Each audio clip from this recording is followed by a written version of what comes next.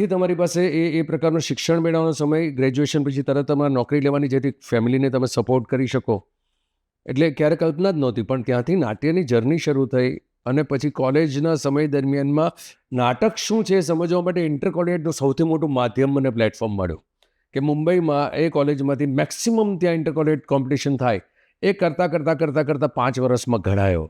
અને 1998માં એ college inter કોલેજમાં આઈ 1988 Maharashtra best actor જે દિવસે મેં વિન કર્યું, એ મારી ઘડાયેલા એક નવા અભિનેતા તરીકેની શરૂઆત. અને ત્યાંથી મારી પહેલી નાટકની શરૂઆત થઈ.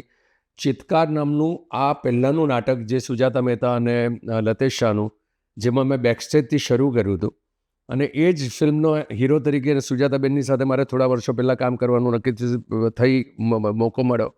પણ કમર્શિયલ નાટક મારું પહેલું કહી શકાય એક્ટર તરીકેનું કુમારની અગાશી સરિતા જોશી સાથેનું.